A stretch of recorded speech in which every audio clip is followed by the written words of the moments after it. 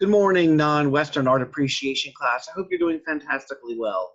Greetings today from inside of an Egyptian tomb inside one of the pyramids at Giza. I hope that you are doing fantastically well today. Today we're going to actually talk to you about how non-Western art and non-Western culture really does impact us on an everyday basis. You probably never have thought about all the impacts that people from around the world in different cultures have actually given to the United States or to what we consider the Western world, the European kind of American, Australian, outside of the Aborigines tradition. And so that's what we're going to do today. So we're going to start off with a challenge. The challenge I give you is this. I want you to organize yourself into groups of 4 or less. Groups of 4 or less. Note, the word group here means more than one, unless you are suffering from multiple personality disorder. So this is something we'd be doing in class. And I'm going to give you a problem-based learning assignment. Your group has only 30 minutes to create, implement, and execute an intensive research plan on the following challenge. So what I want you to do is get into groups, and then I'm going to give you 30 minutes on the clock. See how well you can organize yourself, come up with group dynamics, break up, be able to come back and give me a different aspect on something that impacts the non-Western world. So I'm looking at how well you can do research. I'm looking at how well you can organize groups and effectively communicate. And I am looking at how well you can actually bring that information and analyze it, come up with a creative solution in 30 minutes. This is a challenge that they often do at places like Google, where they give you a day or a couple hours to do a particular project, because they want to see how well your business skills, your research skills, and how well you can actually bring all that information together in a creative outlet works. So here's your challenge. 30 minutes. I want you to consider the way things work, the way things and the way the global supply chain works from the Western and the non-Western perspective. And in this, here's what I'd like you to do. And I'm going to put 30 seconds on the clock here in a moment. I want you to talk about all the global connections that we live in a globalized world on the following products. So I want you to consider where the things were invented, where they were created, where they were marketed, where they were bought, where they were shipped from, where raw materials come from, how the workers are treated to create, because that impacts us, how packaged and where the materials come from for the packaging, what products should cost if workers were paid a living wage, find out if they do get paid a living wage, how raw materials were harvested, the impact on water and the environment, etc. You have two choices. You can either use your most recent iPhone update, 7, 8, 9, 10, 11, 12, who knows what number we'll be at, or you can do a delivery pizza and soda or pop that comes from any company that you so choose. We'll need to know where the cheese, pepperoni, whatever toppings are on it, salt, where do those all come from? And again, I want you to consider all this. You ready? Go. You have 30 minutes to give me an answer. Bye. And you can pause this video so I can move on as well. Now, what is remarkable is that you will see invariably from either of these products that every continent on Earth is involved, except for Antarctica in almost all cases. We're going to get tomatoes, you know, in terms of kind of look at the pizza, we're going to get tomatoes from here. Pasta and pizza is actually going to be pasta out of China, coming to Italy. Pizza is actually developed in New York with the flatbread for the impoverished urban community for immigrants, Italian immigration. We're going to get meat generally from the middle of America that shows up. Meat's also going to come from middle America. The packaging generally comes from Asia. The idea of the fair trade labor and kind of where the different things are grown generally comes out of Latin American labor. And when you start looking at it, we combine all the different elements that show up. When we're looking at the iPhone, we're looking at generally manufactured in Asia, Southeast Asia over here. The coltan, which is the semiconductor, comes right out of Central Africa. It is funding a world war. We're talking about the metal mines, and actually are coming up from a little bit more northerly in Central Africa. We'll talk about some of the materials also coming out of over here, over Malaysia, that actually gets shipped generally to China, Vietnam, to actually for production within the process. The operating system is generally coming out over here in the United States within the process. If you need customer tech support, that's actually coming out of India. The package and the cardboard comes from Southeast Asia or from Mexico. And when we really do look at it, we live in a completely globalized world where we are looking for cheap economic kind of goods, services, raw materials, shipping. It is a major kind of aspect. And so think about where all the countries that you shop for, where your different products come from. Make a grocery list, go grocery shopping. When you go grocery shopping, look at all the different, oh my God, my oranges are actually, I live in Florida, but my oranges are grown in Ecuador. How can that be? Or my oranges are from, why don't we just use local oranges? And we have to start asking questions of ourselves on how we are connected within it. Next challenge for you is identify one manufactured product globally that does not harm, that does no harm to people on the environment. This is a Buddhist mantra. Leave no harm, do no harm. See if you can't find one product globally that does no harm to anyone, that doesn't use slave labor, even in terms of any of their raw harvested, products, whether that's coltan or chocolate or coffee or any of the other kind of minerals. Something that does environmentally friendly mining if they need to get metal parts or semiconductors that show up. It's almost impossible to find one product that actually does no harm, which means that we have set up a system that's unsustainable. When we look at the global climate danger map, we can see this here. Those countries that in the near future could pose problems or have many problems. There is a case going on right now, and I'd like to do this. Think about creating a case for the developing nation. So that could be Cuba, that could be Mexico, that could be Ecuador, that could be any of the African nations. It could be parts of the Middle East, it could be India, it could be parts of China. But create a case for a developing nation to sue the United States for damages in the world court because we have caused more global climatic change than anyone else, if we actually want to make the argument that it's based upon CO2, carbon dioxide emissions. We've historically, we have admitted 25%, 1/4 of all carbon emissions came from the United States of America. And then we have to run into the problem as we think about it, even in terms of this non-Western, what does it mean to be American? When we talk about an immigrant population, is American, are we specifically talking about white when we refer? What about the Asian individuals that were brought over to work on the trains and then later treated horribly? What about Indian immigrants that make up 10% of our doctors and computer engineers? What about the idea of African and some of the best educated individuals in America? It sounds strange to say, but it is true, are Africans. Go and talk to the number of cab drivers in New York City. A lot of them are African descent. A lot of them hold PhDs and advanced degrees. But because they got them from an African university, we do not count their degrees here. Oh, you got African medicine in an African country, we're not going to count that. They may be a doctor. And so rather than having a startup program to help them get involved, because we could always use more doctors. I mean, look at what happened during Corona that we don't have, so we make them start from scratch. And of course, at that late game in life, and with very little limited resources that you're going to get from being a taxi cab driver, it's going to be really hard economically to start over again.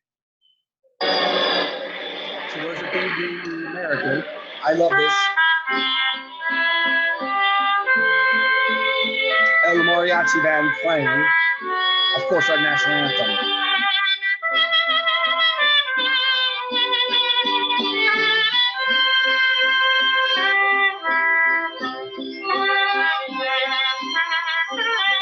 And is that American? This becomes the question. Is there many Americans that would be offended by this?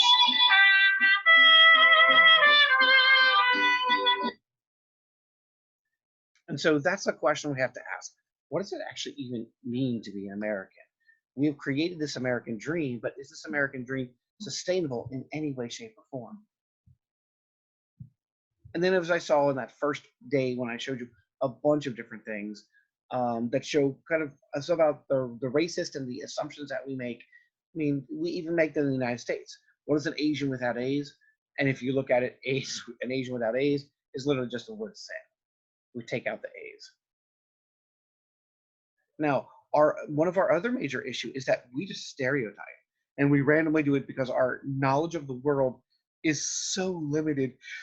Because our education system on what we've done is image. I mean, for example, we talk about Russia. Russia geographically is part of Asia. Russia, their culture is not Asian in any way, shape, or form.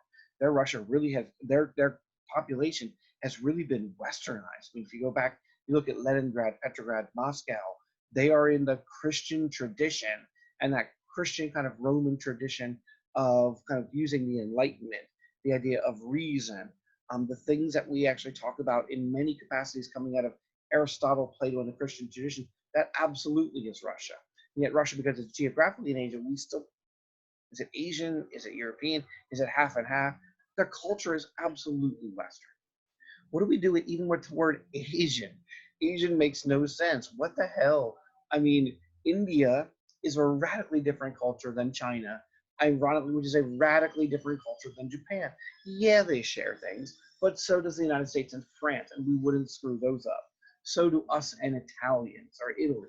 So do us and Canada. We share a lot of different things. Asians are radically different, or actually even more different among their nations, many of them, than there are in all the rest. I remember Asians make up the majority of the world's population. So we lump them together. It's like, Asians. Some of you will experience something like this in the future. Here in Florida, you can be whatever ethnicity you want to be. So you can say, all right, I'm Cuban, my ancestry is Cuban. You say, I'm Dominican, my ancestry is Dominican. I'm Puerto Rican, my ancestry is Puerto Rican and American. Within this process, I'm a combination. I'm an American citizen. We could say, all right, I am Haitian, I am Venezuelan, I'm Brazilian, and we take pride in that.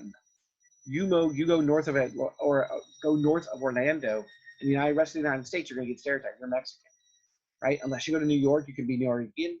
But if you go to Texas, you go to California, you go to even Chicago, in Illinois, you're going to be considered Mexican. And they're just going to lump all Latinos together like it's one super culture, which of course we know it is not.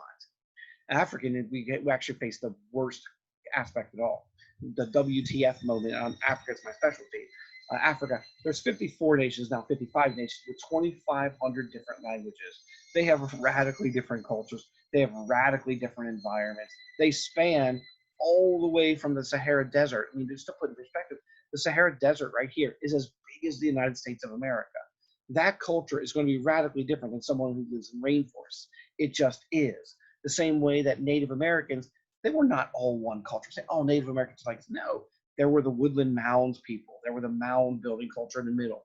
We had the Southwest United States living in more desert areas that had to high up and have difficulty with agriculture. We have the Northwest coast. They're radically different cultures. We generally just lump them together because we know so little about them, which we wouldn't do with Italians and French or English or German. Now, as we look at the impacts, look at this. Why do we care to even study some of these countries? Let's just look at India, for example. India is the birthplace of meditation, which we'll talk about next week as well, which also means it's the birthplace of prayer. They have the second largest population in the world. We expect in the next 10 years they're going to take over China as the largest population in the world. They have the sixth largest economy on earth, and they speak English. We might want to sell and know something about them. Their nonviolence pacifism is what led Dr. Martin Luther King Jr. in his nonviolence here in the United States. So it has a radical impact on the civil rights movement. Indian doctors and immigration, huge issue. We need doctors and computer engineers. We don't have enough people that we are growing and putting through college for this. We bring in individuals, and India is the one. Indian call centers in India, particularly in Bangalore, they actually have classes where they teach you how to talk in different American accents or without an American accent. Why? Because this is a really good college graduate degree in India. And they are the largest multicultural democracy in the world. So they are struggling right now between Hindus and Muslims. And they also have one of the most successful film industries on the entire planet. You might want to know something about this. This is competition for our future global supremacy. The same is true of China. Why study China? Well, first off, they make 24%, or they are, I guess they make too, 24% of all humans on earth are Chinese. They have a literati which promotes education all the way up through their school for both boys and girls. They have more honors kids than we have kids. Again, let me say that again. They have more honors kids, kids that are in honors programs, than we have kids in the entire United States of America. We should know something about them. They outnumber us 5-1. They have the largest military on earth, and just like us, they are looking at moving towards more mechanical, so we're not losing soldiers in war. They are the low-cost manufacturing. When their factories shut down for whatever reason, whether it's SARS a few years ago, coronavirus, it impacts the supply chain here. There's about 25% of our exports on the entire planet come from Mexico. Another 25% come from China. They have the #1 philosophy in the world, Confucian, practiced by more people than anyone else. And they are a permanent member of the UN Security Council, which means if they do not want to hear something, they can just say, we don't want to hear it. In Italy, and when we think about Italian food, we're really thinking of Chinese food. Italian food is Chinese food because China invents pasta. This one nation is going to invent alcohol, the umbrella, the clock, the movable type gritty, herbal medication, the compass, the firework, the seed drill, tea production, silk, gunpowder for firearms later, and paper. I mean, it's remarkable the impact that they have on you on a daily basis. Why study Japan? Well, we have a different aspect of feminine beauty that shows up that puts even harsher standards on the female body. They're going to be one of the major inventors of postmodern architecture in the aftermath of World War II when they have to build. And that's why New York looks the way it does, and other cities very much look the way they do in this postmodern architectural boom. They have the 5th largest economy on Earth. They create these woodblock prints, which are going to lead us to anime, which is impacting our own aspect. One of the great film directors of all time is really coming and really impacts us with modern day filmmaking. This is one of George Lucas's for Star Wars, our lovely t-shirt today, his favorite images and my favorite film of all time. And they're the electronic testing market around the world. We test in Japan before we test anywhere else. Look at this. What are we going to do with this? Why study Islam? Well, first off, we have a huge immigration problem coming out of the Muslim world. The Muslim world, generally in the Middle East, is a place that is getting drier and drier and more desertous. It can support less and less people. Those individuals are going to have to move somewhere. And so they're going to become part more and more in the future of our multicultural democracy as climates change. We still live in a fossil fuel economy. As long as we do, they control the land where the fossil fuels are. They are the nation states of the United Arab Emirates, of Saudi Arabia, going all the way into Pakistan. It's the 2nd largest religion in the world. It is growing and is the 2nd largest religion in the United States of America and growing. So now it's Christianity, Islam, and then Judaism. They are the 2nd largest population on Earth because they cross different bounds the way Christians do. And we have this real kind of comment, this real cultural dilemma that's coming up. Can we have Islam versus democracy? And let's face it, we have to talk about terrorism. We talk about Islam. Islam right now is going through its own internal divide on whether we want to move forward more like the Enlightenment ideas of reason and rationality, or if we want to stay more traditional and true to our very conservative, or to Muslims, very conservative values going all the way back to the Prophet Muhammad's time in the 7th century. And that's a tiny minority, but that tiny minority ultimately will generally result in some terrorist activity that shows up. So even though it's a tiny fraction of a percentage, that could be terrorists. We even have to define the word terrorism and what it means. Our terrorist maybe not be their terrorist. They might call them, the difference between a terrorist and a freedom fighter is the idea that the freedom fighter wins the war, right? The United States, when we were founding, Benjamin Franklin, Thomas Jefferson, George Washington, from the English perspective, they were terrorists. From our perspective, they're freedom fighters and national heroes. So we do need to kind of have a conversation about this. Now, those individuals that blow up, civilian populations, terrorists, no matter what. We never did that, even within our freedom fighters or our revolutionaries. So there is a separation that we have to talk about. We have to talk about it from their perspective so we have an idea what's going on as well. Why study Africa? Well, they are the birthplace of all mankind's human civilization. So there is something to learn about our earliest ancestors coming out of Africa. One of the first great civilizations was on the Nile River. It's the Egyptian civilization. It's the idea where we have the separation between heaven and hell, a good place and a bad place. For a good place for heavenly peace and wonderful things that happen if you lived a good moral life. This hellish torturous scene if you go to hell, if you lived a bad life or an immoral life. That's an Egyptian concept. Africa was technologically ahead of Europe at the beginning of the slave trade, but the gun and the gunpowder that comes out of China that helped the Europeans across the Silk Road helped mitigate this technology. They had better iron work and metal work. They just did. We were just coming, we were in the Renaissance starting to develop that technology. And with this newfound layer and free wealth, we explode into the Enlightenment. African slaves had an enormous impact on world culture, including the development of many Western musical styles. If your favorite music is reggae, calypso, hip hop, bachata, merengue, salsa, rock and roll, gospel, blues, jazz, um, gangster rap, did I say hip hop? Those are all African musical traditions, including breakdancing that we can talk about later. European colonialism is going to bring a number of problems that still haunt the African economy today, whether that's genocide, economic underdevelopment, natural resources. We need to look at all those impacts. The new political system that Africa adds to the table is communalism. Not communism, but communalism, really a community working together. Basically gives us the idea it takes a whole village to raise a child. I love it when I go to Africa in a rural village, if I have my daughter with me and I have a meeting for the United Nations, I can say, I'm going to be gone for the next 12 hours. Can someone feed, clothe, and make sure my child stays safe? In the African village is like, sure, we all watch each other's children. We all have a responsibility to make sure those children are safe, healthy, and well cared for. And Africa also, which we probably don't know, has 25% of the world's oil supply. The most significant impact in the history of art within the last 100 years arguably could be made is Picasso's Damoiselles d'Avignon, where he's borrowing African masks to make a challenge to the Western way of thinking about art. And it develops into Cubism. Then finally, let's look at Oceania. We just look at all these different sections. And no, we're not even I haven't put in Native American yet with the idea of corn and tomato and squash and beans and potatoes, which actually come from the Inca Empire and are brought into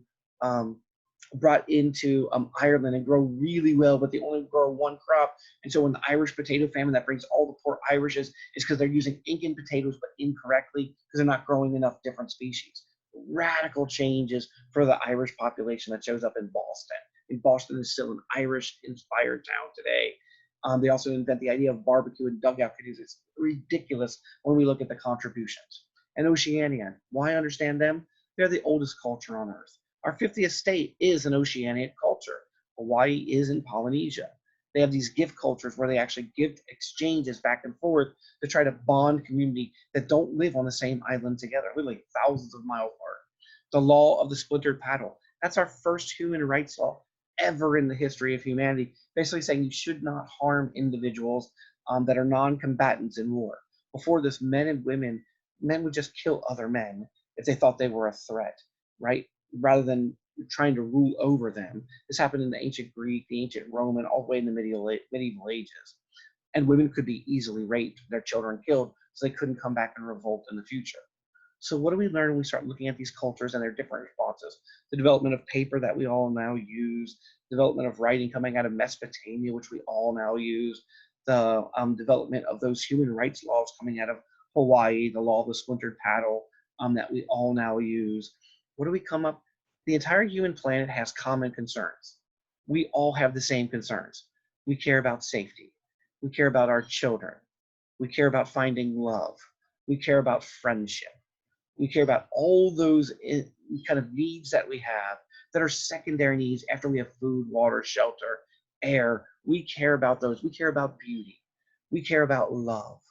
But how do we attain those responses? We have different responses. And so the non-Western world gives us very different responses to the same problems that we have today. How do you know if someone is guilty at a trial? You think our system is so great? Think about the way that memories now form. If I tell you a particular memory right now, and I keep reiterating that memory, I can actually change your memory and make you have a faulty memory. We have an entire movie called Inception about this with Leonardo DiCaprio and made by Christopher Nolan. And yet we expect individuals to have perfect memories in terms of figuring out a law case.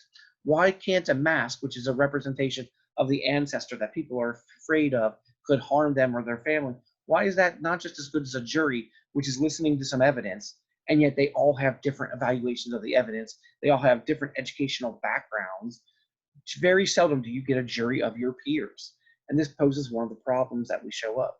Why is it in the Western world, particularly in the United States of America, for example, does an African American face prison sentences times that are 50% longer than a white assailant? That makes no sense at all, right? Black crime is somehow more harsh than white crime. That's what we're saying within the process. So we do have these absolute common concerns that we have to deal with, but we have very different responses. And how we get there, we have something to learn from the non-Western world. And they also have something to learn from us. The best ideas are not culturally specific. When paper came along, it was better than writing on clay tablets, which weighed hundreds of pounds and cracked.